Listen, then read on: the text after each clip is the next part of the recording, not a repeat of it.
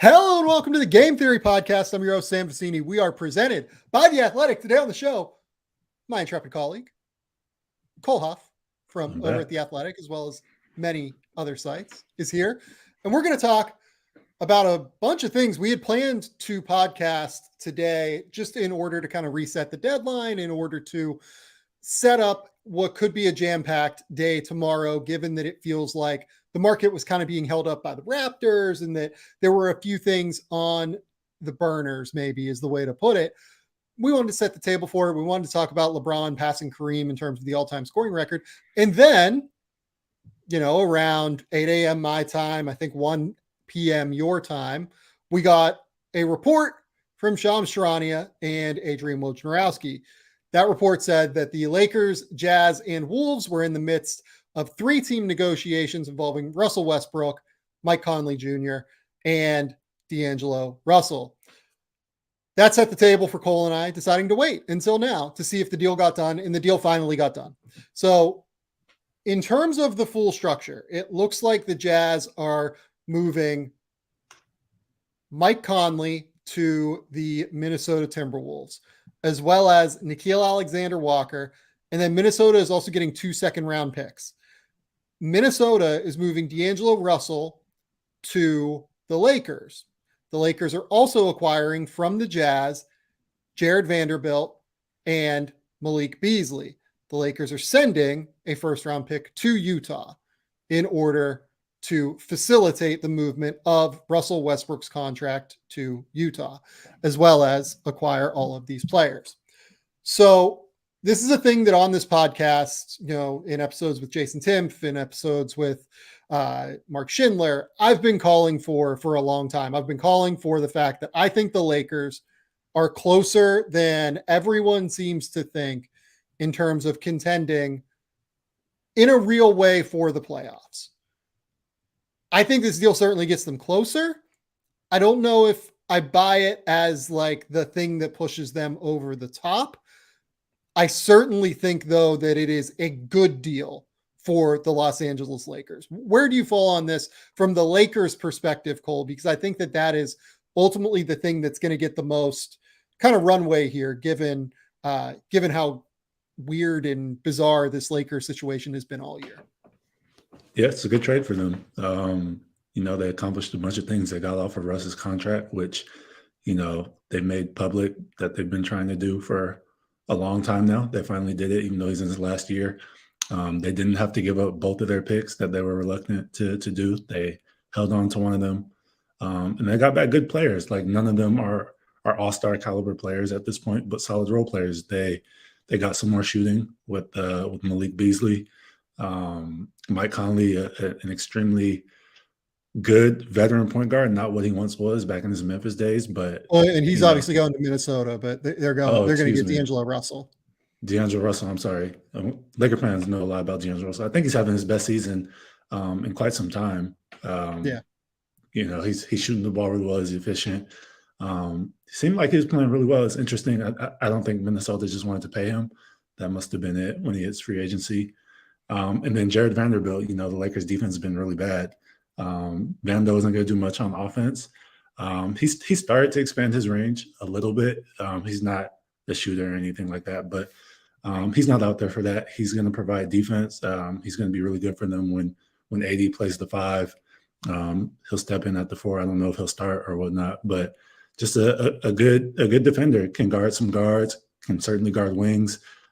Depending on the big, can guard those two, has good foot movement. Like, I think it's a good haul for the Lakers, all things considered, just to still, only have to give up one pick and get rid of Westbrook. I thought they did really well. I think the thing that stands out most to me is that the Lakers actually picked up size with skill and not necessarily athleticism, but they're going to be bigger now. This is a team throughout the season that has just really, really struggled with the small lineups that they have to play. Like, there are times where they play guys that are 6'1" to 6'3", and they have like 3 of them out there at once. Like, they'll play Dennis Schroeder, Russell Westbrook, Patrick Beverley at once. And it's just really hard to cover the court when you do that. That's why this team gives up open threes, night after night after night. it's just hard to cover the court when you're that small. They get a guy that's 6'5" in D'Angelo Russell, another guy that's 6'5", 6'6" in Malik Beasley, and then they get an enormous guy who's a great defender in Jarred Vanderbilt, who is 6'9". The guy that I'm going to start with, I think, is Vanderbilt, because I think he actually kind of solves he doesn't solve all of the problems, but he solves interesting problems for them. This is a team that, despite having LeBron James and Anthony Davis, has not rebounded well this season. They are, I believe, 16th, 17th, 18th, something like that in defensive rebounding rate. And then they just aren't really even contesting the offensive glass at all. Jarred Vanderbilt's really going to help in terms of crashing the glass. That's what he does. He's a super high effort player. The other thing that Jarred Vanderbilt does is he gives them another option, is kind of a defensive like chess piece. Even he can do a lot of different stuff. Like he can go out and guard almost not necessarily at the point of attack, but he can guard twos from time to time. He can certainly guard big up the lineup. He's best as like kind of a roaming defender that kind of flies around. Like you look at what Minnesota had success with last season defensively, it was essentially hiding D'Angelo Russell away from any sort of screening action, and then having Jarred Vanderbilt guard like twos and threes, and then having Jaden McDaniels guard ones and twos basically from time to time. So I think that Vanderbilt as a defensive chess piece is very, very helpful. We'll talk about Utah's side of this in a minute. I'm a little bit surprised they didn't get a little bit more, and I wonder if they broke these pieces up, if they could have gotten a little bit more. The Beasley addition is the easiest one to fit. They just needed someone that's 6'5" and could shoot threes, right? They just need someone that can come in and do that. Russell is the weird one for me here, because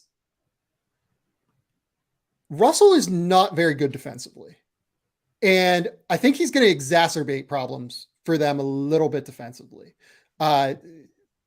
You can play him with Patrick Beverley and let Patrick Beverley deal with the point of attack. And you can try and slide D'Angelo off the ball, but D'Angelo doesn't even deal well with like secondary creators anymore, because he just really struggles to get through any sort of screening action at this point in his career. Minnesota's defense, if you take Rudy Gobert off the court and leave D'Angelo Russell on it, they have like a 120 defensive rating this year. Like it's been a total mess. So it's going to be interesting for me to see how D'Angelo fits. He gives them another ball handler, and he gives them another ball handler with size, which is something they really needed. I really wonder if they would have been better off just taking Mike Conley in this move and just like doing a deal directly with the Jazz. I know that Conley would have added another small guard, but I would have been comfortable at that point, just like moving Patrick Beverley, Dennis Schroeder, etc., to a different location, basically. Having said that, D'Angelo Russell's big. He's a great shooter. He will help this Lakers team undeniably. And it's interesting because he played with a lot of these players last year. And I know Minnesota, they were kind of up and down defensively last year. Sometimes they had stretches where they were really good. Sometimes they weren't so good. And I think they kind of broke out maybe around top 10 defense, 11 or 12, something like that. But it's just going to be interesting because he started with Patrick Beverley last year. I don't know if that's going to be a thing or if Schroeder is going to be out there. But, playing with Vanderbilt in the starting lineup last year, like he's played with these guys before, and then you can make the LeBron Ant comps and the AD Cat comps, and we know which two are better and whatnot. But it seems like it's going to be a similar style for him. I don't know if Ham's defensive rotations and his schemes and stuff are necessarily going to line up with Minnesota last year with Chris Finch. That's the thing. But it'll be interesting to see just how he plays with those guys that he had decent success with last year, even though they kind of hit him, like you said. I'm glad you brought up the Darvin Ham piece of this. I don't want to go too hard on a first-year coach. I've been pretty worried. Like they have dudes that are bigger. Like you can, I know Austin Reeves has missed some time recently, but like you can throw Austin Reeves and you can throw Max Christie and you can throw Lonnie Walker in a little bit more. And like they had the option to go bigger and they didn't. I have not been really impressed with like Darvin Ham's rotational decision-making. Let's go with this season. I don't think he's done a very good job. This gives him more options. that can go one of two ways. It can go toward immense frustration for Lakers fans, or it can go toward them really figuring some things out. Maybe that fit with D'Angelo Russell and Patrick Beverley will really help in a substantial way. But the thing that I think the Lakers are going to struggle with a little bit more often is where the Wolves were really good last year defensively is they put D'Angelo Russell into like this weak side, like almost like defensive captain role, he's not Draymond Green, of course, but like that was kind of what they did with him. They had him like roam the back line and call out defensive coverages. And he was really, really good at communicating all of that stuff last year. They can't really do that because that's what LeBron does. And now he's got to be on the ball more. He's going to have to be on the ball a little bit more. Like they'll have Beverly annoy at the point of attack. Like they won't have to deal with him, against lead initiators, I don't think most of the time, unless Darvin Ham is really not as good as I think he might not be good.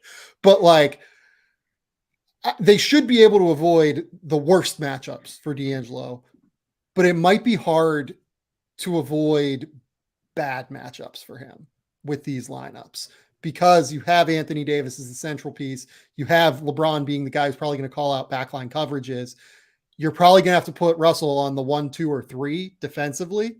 And that's just not a role that he's going to be successful in at this point in his career. I don't think he's 26 years old. I know he's not like out of his prime or anything. I know he's been in the league 8 years. He's a veteran, but he just doesn't move well anymore. The knee stuff, it feels like that he's dealt with throughout his career. It has sapped a lot of what his lateral quickness is. And he takes really bad angles and screens. So that's actually the point where I'm a little bit worried about this for the Lakers. Why I think they did this, my guess, this does not come from reporting. Russell's contract expires. Malik Beasley's contract has a team option for next year. So they can essentially get rid of $46 million off of their cap sheet in the same way that they were going to be able to get rid of $48 million off of their cap sheet by moving on from Russell Westbrook. They have to pay a first-round pick to do it, but they pay a first-round pick in order to compete this year. I think it's a really, really smart move for the Lakers to be able to do this. They're flexible to be able to move on in the summer if they have to. They have that Rui Hachimura cap hit that apparently they seem interested in re-upping for next year. I'm skeptical of that, but we'll see.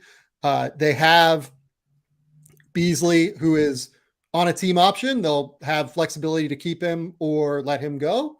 And then they'll have D'Angelo Russell's, cap hold and his bird rights. So they'll be able to play with that a little bit. Yeah. They have options now in a way that they didn't in the offseason, which overall I think is better for them moving forward. They have more flexibility in the way that they can do things, both now where they should be able to be a better basketball team with better basketball players around LeBron and Anthony Davis, as well as having real flexibility moving forward. The Minnesota Timberwolves part of this is interesting. They acquire Mike Conley for D'Angelo Russell, basically. And I really like this move. What do you think of it, Cole? I think it helps them. Even though D'Lo was playing really well, especially as of late, I think, like I said, Conley's not what he once was, but you factor in, Gobert gets another player that he played with and had success with in Utah. Maybe that helps him out as a pick and roller and unlocks a little bit more of his rolling ability as in the half court and make him a little bit more useful.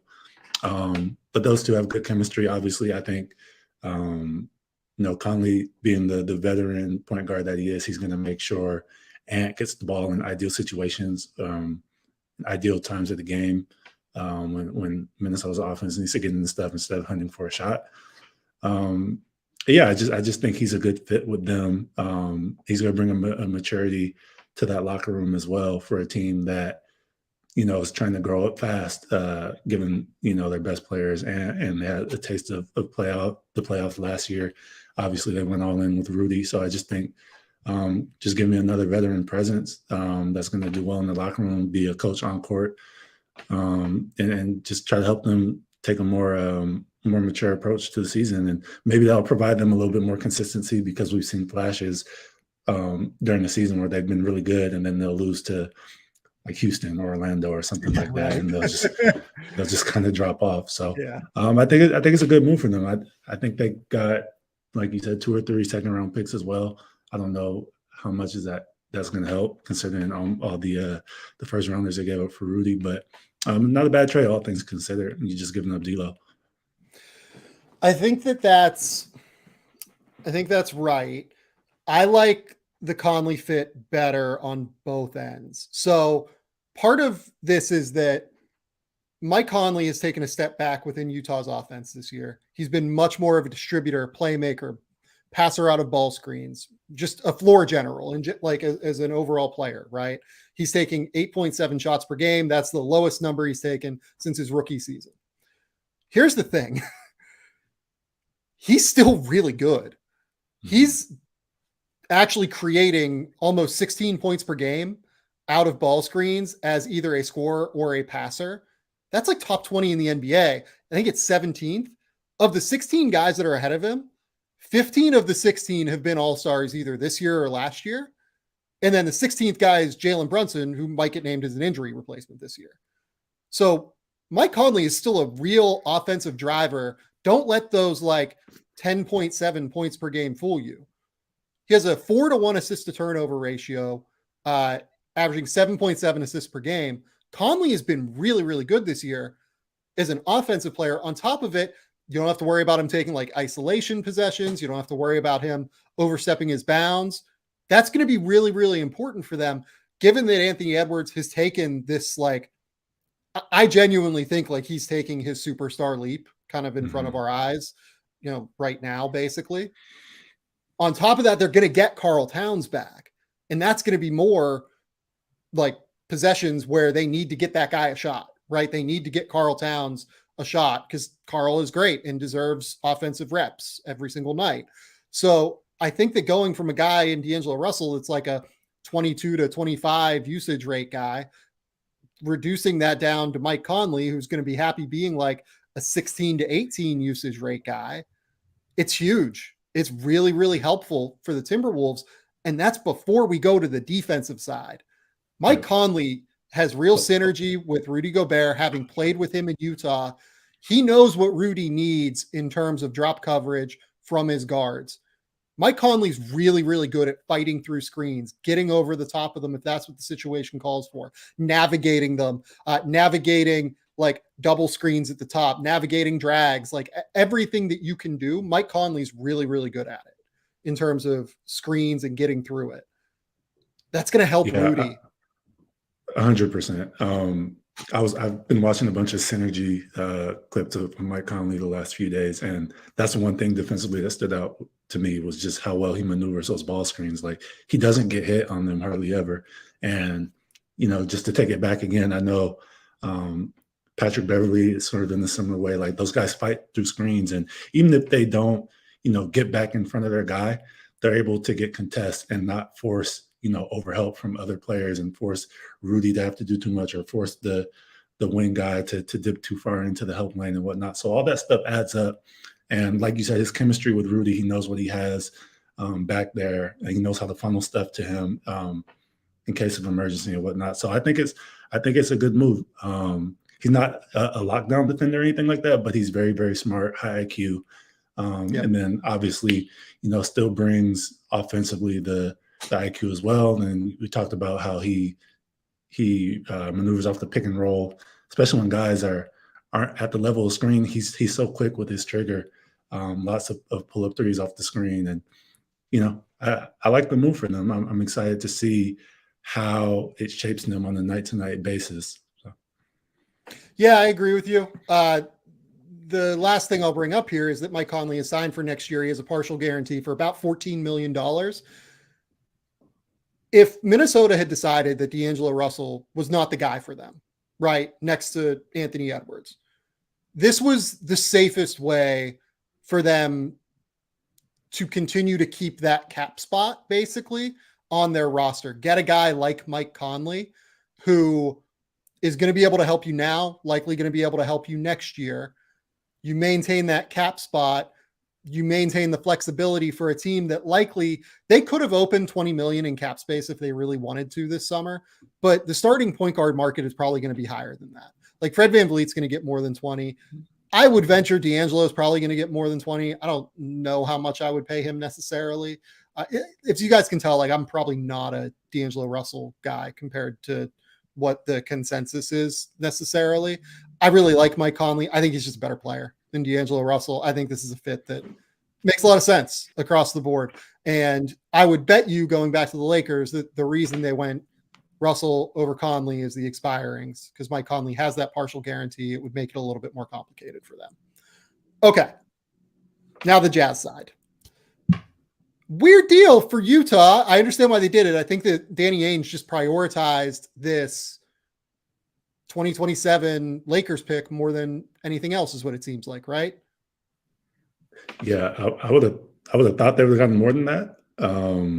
Just based on all the rumors that have been kind of circulating and what they were asking for certain guys. They wanted, like, they valued Conley, Vando, Olynyk, Beasley, like they valued all of them as a first round pick in return. So to send, I guess, what is it, 2 of them, Vando, no, 3 of them, and get back And 3 of them. 1 pick seems a little bit underwhelming.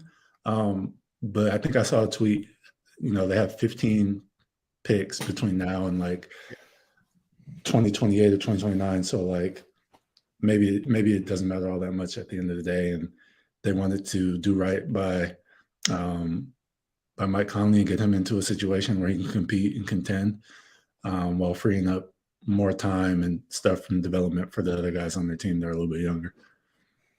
I think that that's probably had something to do with it. I think that, like you said, it could be a situation where they feel like they have a quantity of picks right now, and they feel like this Lakers pick is a quality option in terms of a pick, right? Like they have all these Minnesota picks. They have a bunch of picks from Cleveland. We don't know what they're going to look like. But this pick here, this could be really good if the Lakers fall off by the time LeBron retires. I would assume he'll be done by 2027. I don't know if we can guarantee that given the way he's playing right now. If LeBron leaves, I would assume Anthony Davis could go out the door after him. I understand what the Jazz are thinking here.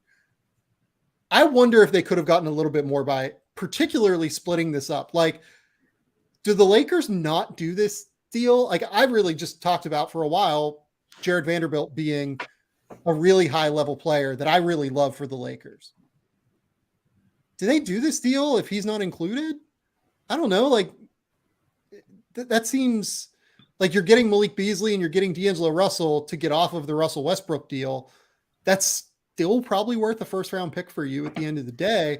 I might have tried to fight if I was Utah to keep Vanderbilt out of the deal and then tried to move him elsewhere, basically move him. The deal that I really liked was going to get a first round pick for Phoenix for Dario Saric to take the Saric money, because the way that they can do that is they have this Joe Ingles trade exception. They also have a trade exception for the Rudy Gobert deal. So they can take on, $9 million basically in salary within that deal. And help the Jazz can, which would help the Suns basically save $13 million in luxury tax while also getting them Jarred Vanderbilt. And they would get a first round pick. They could have gotten an additional first round pick is what I'm wondering, but maybe the Lakers held a hard line, really wanting Jarred Vanderbilt. I don't know. Like the Jazz, it feels like with this move are kind of signaling their intentions to take a step back and try to enter the Victor Wembanyama sweepstakes, right? You get rid of 3 rotation players. You're essentially not getting one back. Like, all due respect to Juan Toscano Anderson and Damian Jones. It's going to be they don't get a point guard either. Yeah, they don't really have like a great option at the lead guard now. What do you do if you're them? Is a real point here. And I think that what ends up happening is they take a step back. They end up in that number 5, number 6 range in terms of lottery odds. And they hope for the best on lottery night for Victor Wembanyama or Scoot Henderson, who, by the way, as you mentioned, they have a real hole now and could end up getting the point guard of the future. Because right now it's just Colin Sexton right? I don't know Yeah. who they got rid of Alexander Walker. I mean, not that he was really in their rotation anyways, but they don't really, like you said, they don't really have a lead guard. So, um, yeah, I mean, like you said, they're signaling what they're trying to do here. They're not trying to compete as much anymore. Like it was fun. It was good for the first part of the season, and they had some pleasant surprises. They drove probably, well, I would have thought some guys trade value up with how they were playing and the team success. Yeah. But now it's time to refocus, getting back to probably what they originally had planned before they got off to such a good start, which is focus on the draft. And yeah, obviously the big one is Wembanyama, but I mean, like you said, they need another lead guard. So it's going to be interesting for them. I want to see how, like, what kind of rotations and kind of lineups they're starting to put out there now. If Markkanen has like a step back at all now that he's not playing with a point guard in Conley, or I don't know. Just I want to see what they prioritize going forward. But yeah, not the most. I mean, I'll say it's a surprising trade considering the haul that they gave up and what they got back. Yeah, like I think it's fine. I don't have a It's problem not a with bad it trade. from Utah's perspective. And here's the deal. So just looking at the lottery odds as of right now, Utah's 27-28.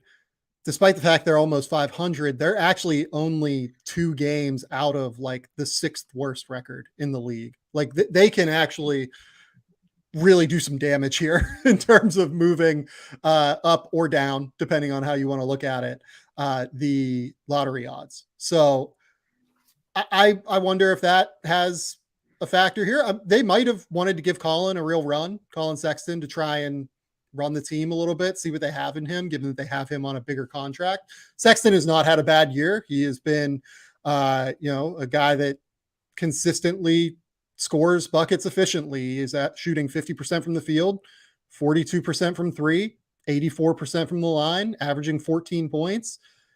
He is what he is, mostly off the bench, right? But we'll see if he can maybe take a leap into something more over the course of the next couple of months. We shall see. Do you think they're done? Do I think they're done? That's a good question. You got Clarkson and guys like that. Olynyk, I don't know. Yeah, I mean, like the team I've been calling out for Olynyk is Miami. Like I think Miami would really, really benefit from having another really smart floor spacer who passes well and makes good decisions in their front court. Obviously has experience within that scheme as well, Kelly. Clarkson could really help some teams. He's been awesome this year, but maybe they want to try and re-sign him. I don't know. It's hard because Clarkson's deal particularly is one where it's probably too low for him to agree to any sort of extension right now, given the way he has played this season. I mean, Jordan Clarkson is averaging 21 points per game, 45% from the field, 35% from 3, 4 assists per game versus only 2.5 turnovers per game. So he has been in the midst of a career year. If I was him, I would probably want to test the free agency market. He could help a lot of teams. He could certainly help a lot of teams if they decide to make this move a full-scale teardown. In terms of ripple effects of this deal, I don't really know. I mean, I feel like we've all been waiting for the Lakers to do something. I think maybe one is that the Lakers could go out and try and get someone else now with the 2029 first-round pick and Patrick Beverley's contract if they really wanted to. Like, that's $13 million. They could certainly try and do some damage with that. I would venture they probably keep this pick, but it's not impossible they could go out and make a move over the next 24 hours.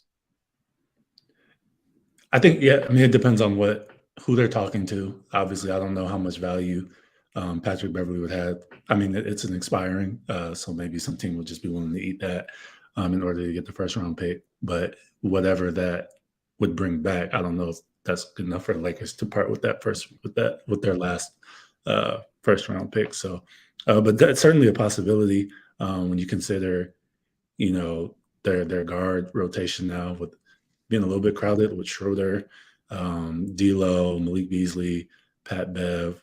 I don't know if you want to consider Reeves a guard or not, but there's certainly a lot of capable guys that are capable of playing big minutes at the guard position. So I don't know, maybe they do explore that route, but Yeah, I think we're kind of all waiting on that. There's obviously other teams that we're waiting on now, like the Raptors and obviously the whole Kevin Durant situation. But for now, the Lakers have made their move. We'll see if they make another one. And yeah, less than 48 hours until we have some clarity on what the heck is going to go on the rest of the season. Well, and CeeLo in the YouTube comments Less than here 24. asks, why didn't Utah or why didn't the Lakers want Mike Conley? Is the question in the comments here. And I think it's just that they're small already. Like I think it's the partial guarantee on Conley's deal for next season, which gives them a little bit less flexibility, and the fact that they're small already. And I personally would have rather had Conley and moved a couple of the other small guards that are already on the roster for maybe someone like an Eric Gordon if I could have. But end of the day, I would venture that it was that desire for flexibility moving forward that probably tilted them more toward D'Angelo Russell in the deal than Mike Conley. In terms of Minnesota, this seems like a big move for them. This seems like the kind of move that, makes a lot of sense for them. And I don't know if they'll really go out of their way to get a lot of other things done. And then Utah, like you said, they very well could continue moving forward here in terms of like other teams around the league. Law Murray, our colleague over at The Athletic, reported that the Clippers would have interest in Russell Westbrook if he gets a buyout. Maybe that's where we finish this conversation. I mean, what in the world happens with Russell Westbrook now? Because I can't imagine the Jazz are going to keep him. And I can imagine him wanting to play at that arena in front of those fans with how much history he's had with them. So I think it would be best for both parties to get that buyout going. That's going to be interesting. I mean, I don't know. I don't know what the market was for Westbrook. Obviously, on his big contract as a trade piece was nothing. But as a buyout candidate, I don't know. Are people willing to take a shot on him for the lower price? It'll be interesting.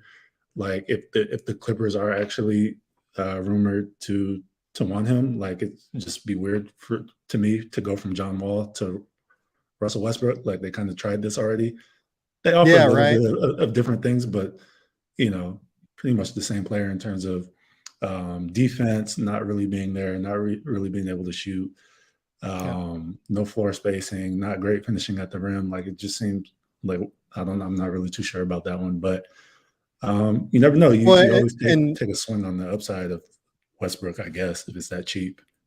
Well, and like with the Clippers, I mean, God, you watch the Clippers more than I do. Like the Clippers, that team has more stagnant offense, I feel like, than any team in the NBA outside of the Raptors right now, maybe. Mm-hmm. I mean, their offense is just like isolation. Okay, dribble, we'll get the ball to PG. Dribble, we'll get the ball to Kawhi. Or maybe Reggie Jackson's going to try and isolate on a possession. John Wall's going to try and get to his elbow jumper. Like it's really frustrating to watch. Or like it's one single driving kick out to a sprayed, kick out to Marcus Morris or Luke Kennard or someone like that, right? Mm-hmm. I think they need more guys like Terrence Mann, not more guys like Russell Westbrook, with all due respect to Russ, who I think everyone on this show knows I have a lot of affection for. I really enjoy watching him play. I don't know where he goes from here. If you told me that like he ends up sitting out the rest of this year, that wouldn't blow my mind. And by the way, like, Thad Fouché, his ex-agent, he basically predicted all of this essentially. I remember having that conversation with you earlier when I hopped on the pod. Yeah. Yeah. And like, I completely disagree with the fact that, Fouché completely aired out his client like that, but this was all foreseeable. And it sounds like even Russell Westbrook had people advising him at the time that this was foreseeable, and we'll see where it goes now.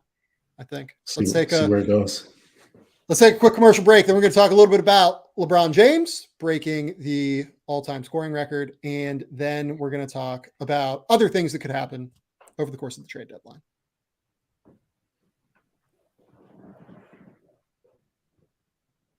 Okay, we're back. Cole, I don't know if you heard this, but LeBron James, he broke the scoring record last night. They stopped the game with 10 seconds left in the third quarter and did a big ceremony. It was pretty cool. I tend to be more cynical about this shit. Like, I tend to be someone that's just like, oh, what is the pageantry here? Mm-hmm. That moment last night got me. That Yeah, moment last man. night I don't know why so many was, people dislike that. It was cool. Like I'm with you on this one. It was so cool. I thought, like, I enjoyed every second of it. The thing that really got me was the video on the Jumbotron where they showed like Jay Billis saying this is the best high school player of all time.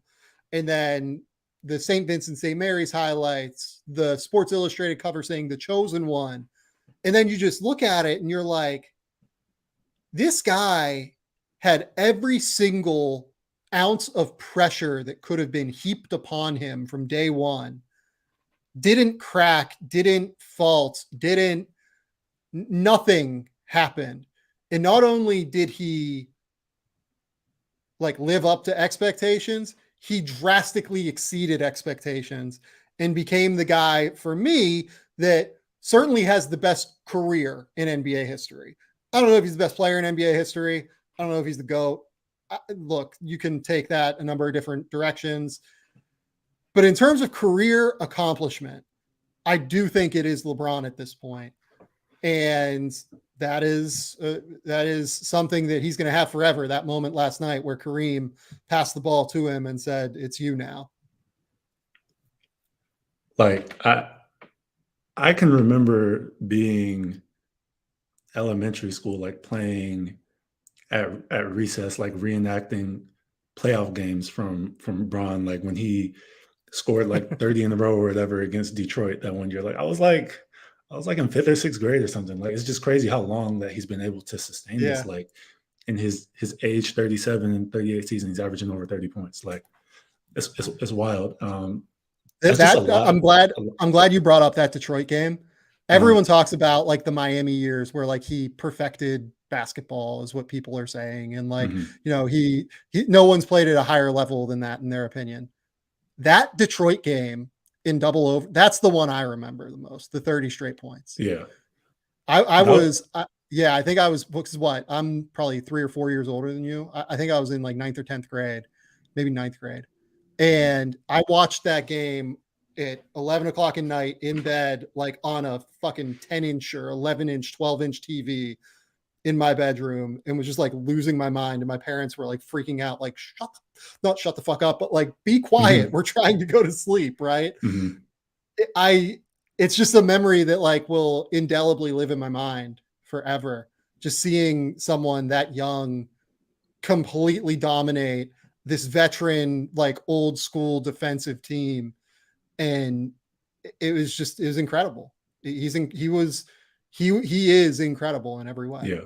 And just think about everything you've done in your life since then, like how long ago that was for him to still be even close to that level. You know what I mean? Like obviously his athleticism is dipped a little bit over time, but it's still remarkable. He's still in fantastic shape. He still has the ability to take over just about any game offensively. Like I think we're spoiled in a way with just how great that he's been. We kind of overlook it. But I think moments like last night to see that video you were talking about with Jay Billis and, seeing some of the clips from him during his first Cleveland stint and just to really reflect on how great and how dominant he's been for 20 years. Yeah. And for him to exceed all the hype and handle all the pressure and stuff, like you talked about, it's crazy. I enjoy moments like that. I enjoy the raw emotion of the players, being in that moment. I think it's cool. I mean, the Lakers aren't a good team. They got better today. Obviously, they lost the game last night. But still, like just that moment, it was the only other thing that I can kind of compare it to that I've seen in my lifetime. Ironically, happened at Staples Center when Kobe had the 60 and all the people were there to show him love, and just gives you goosebumps. Like that's such a cool moment. Yeah, it really, really was. Like I said, like I'm not someone that tends to like jump in on that stuff, and it's still like it got me. Like I was actually at the library. Like I'd gone out to lunch with a friend and went to the library to do some work in the city, and I was just like, oh my god, like this is amazing. This is so cool. what is your favorite LeBron moment? If you had to pick one, I kind of mentioned what mine was. Like, I mean, there's so many to choose from, I feel like. That one that I just talked about, just because I remember being a kid and being like so hyped and him being in the palace and doing that. There was a regular season game against Milwaukee, I want to say, where he had like 50 something and he just was shooting from down near half court. The big one is the Boston one, obviously, the 45 in that game 6, I believe, at TD Garden, when really like the Heat kind of big three dynasty was like, I think that was the second year of it, and if they would have failed again, who knows what happens. Yeah. Those three in particular, and I mean that whole finals run with against the Warriors with Kyrie and them coming back from 3-1, just incredible, incredible, like unbelievable basketball by him. So those are the ones, man. And yeah, just one for. I mean, I guess you could talk about the bubble too, but one for each team, each part of his career he's been on. Like he has some legendary moments, which is crazy. Yeah, it really is like remarkable. Like the fact that he's brought a title as the best player on the team to Cleveland, Miami, and the Lakers. Like it really says a lot in terms of what his career accomplishments have been, and just how, we look at LeBron as like this, this icon of the player empowerment movement. And I think that's really important, right? Like, I think that part of his legacy can't go understated. The fact that players feel like they have more power over their careers now, that is not just due to LeBron. Certainly, I think that a lot of the guys in his era, not only Chris Bosh, Dwayne Wade, and those guys that formed the super team in Miami, but Chris Paul, who's the president of the Players Association for a long time, guys that, were willing to move. Like it certainly has in many ways given them more power over their careers. And I think that can't be understated. And the fact that he has three, that he has a championship in each stop of his career, I think really goes toward that point in a really tangible, substantial way. It's so hard to like say, it's so hard to like even try and encapsulate all of LeBron's career in one, but like even in terms of, this was a guy that couldn't shoot when he got to the NBA. He shot 29% from three in his first year of his career. Over the first 8 years of his career, he shot 32.9% from three. LeBron is currently 9th all time in made 3-pointers. Like, that's the craziest thing in the world. Like the fact that this guy, that's like one of the last things that you think about when you think about LeBron James, just lethal 3-point shooting, but he's already cracked the top 10. Like, yeah. And he's a 36% 3-point shooter over the course of the last, decade and change, right? While taking real volume. He's taking 7 threes a game this year. Like, just the level of improvement, the level of like competitive desire. Like, people talk about like Jordan's competitiveness and compare it to LeBron all the time. Like, you can't get better at that stuff that LeBron has gotten better at and win a title in every stop you've been at without being like a hyper competitor, right? You can't do it. So LeBron is one of my favorites. I just can't. Do you have a favorite era of Bron? Like which Bron you enjoyed watching or liked the most? Era. Yeah. I mean, look, in terms of like a cohesive group of years, it is hard to go past the Miami years, because I do think that is where it all like really came together for him, right? In terms of the post game, the improved shooting, the passing, the playmaking, the scoring, the unselfishness, the defense, and like the fact that he is this guy that throughout his career has been such an unselfish superstar, despite being this incredible scorer. Like that's probably the era where it came together most for me. But those late Cleveland years, the first go around, man, like some of the stuff he did there was just unbelievable. It was just absolutely incredible. Like athletically, even just like forget the skill stuff. Cause like I do care about the skill stuff a little bit more. I think people that listen to the show know that. Like I am more of like a skill guy as opposed to, pure athleticism, dunking and like throwing stuff down. Like the stuff he was doing athletically those last few years in Cleveland was still absolutely outrageous. It felt like. Yeah, the first Cleveland stint, those last few years, I think that's the most.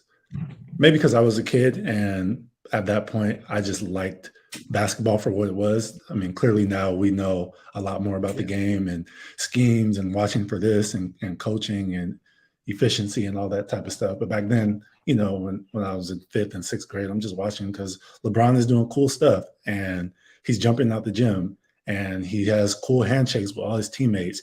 And I started to love Mo Williams. Like it just seemed like a cool time to be a LeBron James fan and to be a LeBron James teammate. And I think that's that wasn't the best version of him, but like just living through that as a kid, that was just like, it was like a cool like movie, you know what I mean? And then, he comes out with the movie More Than a Game, and like it was a cool time. Oh God. It was a really cool time. More Than a Game would have been like high school for you too, right? Yep, I was in 10th grade, I believe. Yep. Yeah. So right before he left to Miami. Yeah, you were like a high level player coming out, like more than a game is out. Like, God, that had to just be like, it had to be it for you, man. It was cool. Like me and all my friends would watch it together. Me and my teammates were like, this could be us. Like, of course it couldn't, but you know what I mean? Just a good time. It was a good time. That's my favorite version of Bron. Obviously, it was cool to see him get over the hump when he went to Miami too. So you being like a 6'8", like point forward, was that your guy when you were like, was that just like the guy that you were trying to do everything with? Yeah. Usually bigger guys like that, just because I was, like you said, kind of that position. Oddly enough, Sean Livingston was like my favorite player, being a Clippers fan and stuff, being a taller guy, playing the guard position, kind of like, so it kind of hurt when he messed up his leg in that injury. But yeah, Bron, I mean, I don't think I can, if it wasn't Sean Livingston, it was LeBron. Like just being a witness during that time was cool. Was super cool. Yeah. Okay, let's try and close up the trade deadline stuff, right? Let's talk a little bit about what we think could happen over the next little while. I don't think anything else has happened since we've been on the line, or at the very least, Shams and Woj's timelines have not updated to tell me that anything else has happened since we've been on the podcast. So I don't think Twitter is down anymore. So I don't think Twitter's down anymore either. The team everyone's looking at is Toronto. You texted me, earlier today or yesterday. You said that, you're really interested to see if Toronto tears this thing down. I'm going to be interested in that too. I think that's what everyone around the league's waiting for, right? Like, what would you do if you're Toronto? I think you got to prioritize Siakam, OG, or Scotty Barnes. Like, I don't think you need to move forward with all three of those. And clearly, Scotty Barnes is the least likely to be dealt. He's the youngest. He has the most upside. Like, he's incredibly good already. But like, just their positionless basketball, kind of all wing type of lineups, it just hasn't been good. Like, they need a legitimate center. They need, Fred VanVleet is good, but they need more guards. You know what I mean? They need a balanced roster. And if you don't want to pay VanVleet going forward or Gary Trent, I think it starts with them too. And maybe you can get a first round or two picks back for them.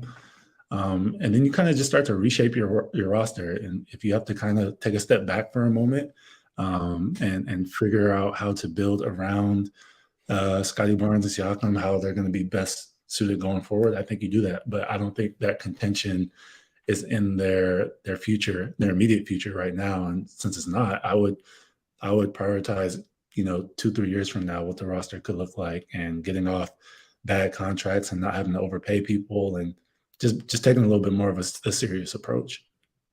So in that vein, it sounds like you're in favor of moving OG Anunoby, I would say, given that his deal, he has about $18 million next year and then becomes a free agent. If they are going to go that route, like if they would prefer to go that route, I would be in favor of them moving OG Anunoby. And by the way, I'm pretty sure that next week I'm going to have Samson Folk on to talk about all of the things that the Raptors did at the deadline. So just people be ready for that. We're going to do a deep dive into this, regardless of what happens, because it's fascinating for them either way. But if they are going to take a step back, if they're going to move Fred VanVleet, move Gary Trent, and try and start new in the backcourt, I actually am in favor of them moving Anunoby because I think this is the time where they could most cash in on him. I think it makes sense to do that. If I was them, I still have weird faith in this roster. I would have fired Nick Nurse like 2 months ago or something like that and seen if that would have given you a spark plug. Yeah, like I don't think Nick Nurse has been very good this year. I think that the offense has been a total mess. I don't think he's a bad coach. I think that whatever was working for him previously with a roster that was a bit more traditional is no longer there. And he has not developed an offense at this point that best accentuates the skills that this Raptors group has. On top of it, I just hate their defense for what their skill set is at this point. Like it drives me nuts that they're like hyper over aggressive all the time. And I think it puts their guys in super bad positions rotationally. It drives me nuts. I would have done that. I would have fired Nick Nurse like 2 months ago and seen if a different coach could get the most out of this talent. And that would have given you the information you need in order to make smart, coherent decisions at the deadline this year, right? Now they're in a weird spot. And like, look, it seems like they're going toward like making a move, right? Like it seems like they're going toward probably at the very least moving Gary Trent and OG Anunoby. Maybe they don't move Fred VanVleet. Michael Grange, who is, Sportsnet's terrific, Toronto Raptors insider. He knows that organization as well as anyone. He seems to think they want to try and retain Fred VanVleet. So, they did it with Lowry a few years ago, like when Lowry was a hot name on the market and the Lakers were trying to pony up for him and stuff. And they just kept him. Like they kept him, and that's how they have Precious Achiuwa now, because they did a sign and trade with Miami, right? So like there is a lot, there's credence to that. I think that's a really good point, Cole. Like, I don't know. They could do anything at this point, and it would not surprise me. With the Toronto Raptors, I just want to know what it is. Like, I just want to know already. It's been so long. We've heard so much stuff. Like, I want to know what they're going to do. I wonder if they even know at this point. Like, if they're still, on one hand, they've got these offers and they're still considering them. Like, we don't know. Yeah. We might want to, it's a tough situation to be in, given how. Because it's not just one player, right? They're not just making the decision on one, like it's multiple. So how do you navigate that? I think that, yeah, right. I would venture they know by now, not necessarily what the deals are going to be, but like what direction they're going to go. I don't know if they knew like early this week, late last week, which is, not necessarily super normal either. Like it's just they're in such a strange position right now because they have good veteran players.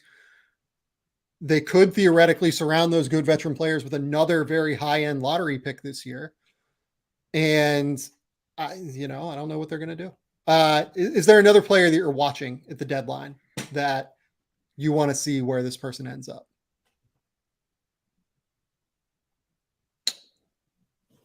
Not really. I mean, KD, but I don't think he's going anywhere. That's going to drag on for a while. I was interested in seeing what Utah was going to do, and that happened already today, unless they keep going forward. Those were the two main ones. Off the top of my head, I can't think of anybody else that, Toronto and Utah were the ones. Anything else kind of is just, I mean, the Russ buyout stuff, I wonder what's going to happen with that. I know Miami has been trying to get up, like they're kind of done with Lowry. It seems like it hasn't really worked out. Like, is that a swing that they want to make? I don't know if it'll be a good swing or not, but just little things like that to round out lineups and rosters and stuff to see if they can get a little bit better. The interesting two for me are Josh Hart and Jay Crowder. Like we've been waiting for this Jay Crowder deal to happen for 6 months, it feels like. And the Suns have taken their time. And Whether or not that will pay off will be seen in the next 24 hours, right? We will find out if they made the right decision not moving him earlier and getting help earlier in the season that would have given them the depth to be able to maybe better weather some of the injury issues that they had throughout the year, or if it was a bad move to wait that long. Well, Josh Hart's also a really interesting one, because I think Josh Hart can really help people. He has a fascinating contract next year. He's an actual good player that has a fascinating contract for next year. He has a player option for about $12.9 million. And if he exercises that player option, it then becomes a non-guaranteed contract. So it's basically a mutual option where he makes the decision first, and then the team has final say on what they want to do. He's well worth $12.9 million, in my opinion, next season. A team like Cleveland, I think, could really, really use him. That's a good one. They could use, and I don't think Karis LeVert is their starting three if they want to get as far as they want to get. Okoro, that would be a really interesting spot.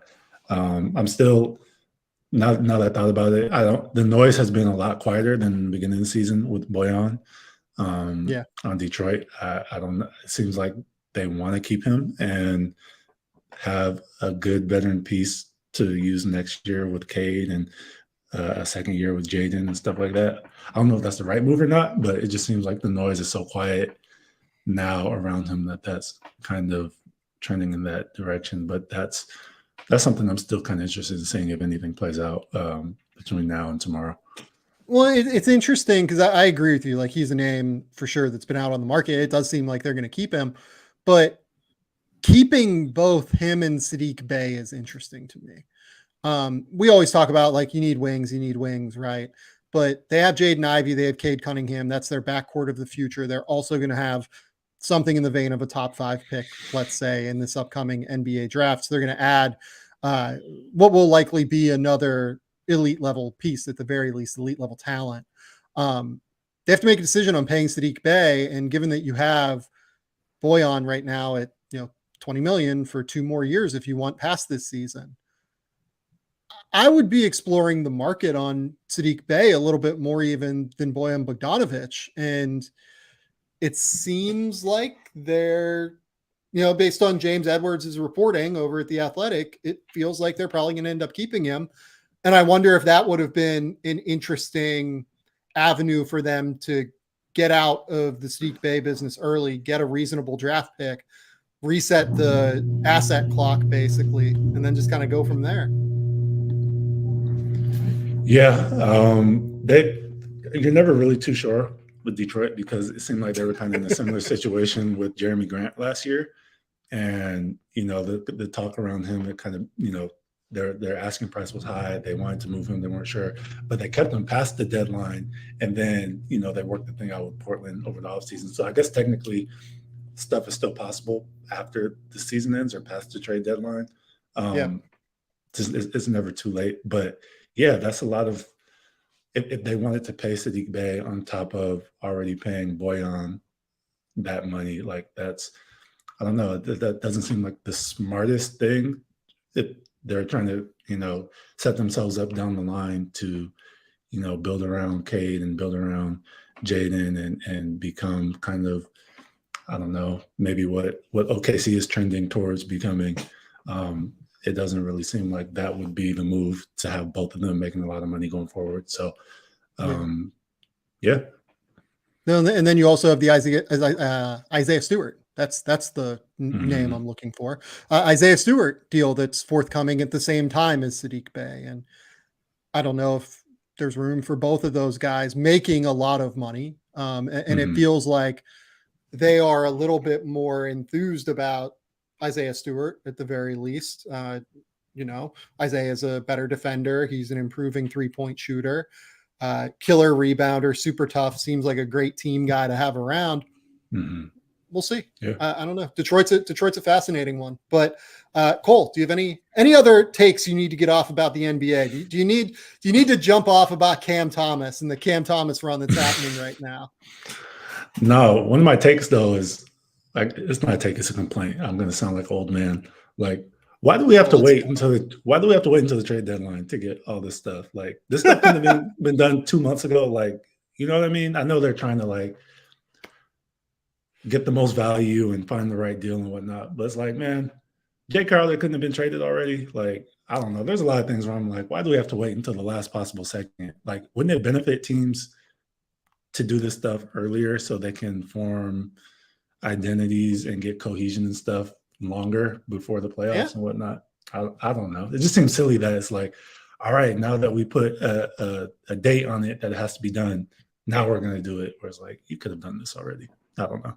No, I'm with you actually on that. Like, I think the teams this season particularly could have probably pulled the trigger a little bit earlier, right? The Jay Crowder one, like, is the prime example. I would be surprised if they got real value for him, coming up here, and they could have had someone else for 60 games, 70 games, even the full season if they had moved him in the preseason, which is when he requested all of this. And I think that would have helped Phoenix quite a bit to have someone in the full season, but maybe they get someone better than what I'm anticipating for Jay Crowder. I agree with you though. Like, I think that, that it's like a homework assignment, right? Like, people that are procrastinators just wait until the last minute to start it. And then, because of that, the pressure mounts on each side, right? With these front offices, and they have to make a decision on what they want to do and make a decision on how to best handle it under now limited time constraints. I don't know. I feel like that's a factor. I think parity is a factor this year. Certainly. I think that the draft being what it is this year is a real factor in terms of this, but yeah, I mean, I think that it would have behooved some of these teams to move a little bit earlier. To get that done already. Yeah. Yeah. That's Cole. That's all I got. Tell the people where they can find your work. Tell the people what's going on. Just follow me on Twitter at Cole Hoops. I'm always reposting all of my sports writing content. The Athletic, Bet for the Win, Franchise Sports Media, where I cover the Aces, and 213 Hoops, where I cover the Clippers. So just follow my Twitter account, and you'll get a lot of stuff. Do we need to have a conversation about the Aces? We do need to have a conversation about the Aces. Circumventing some things.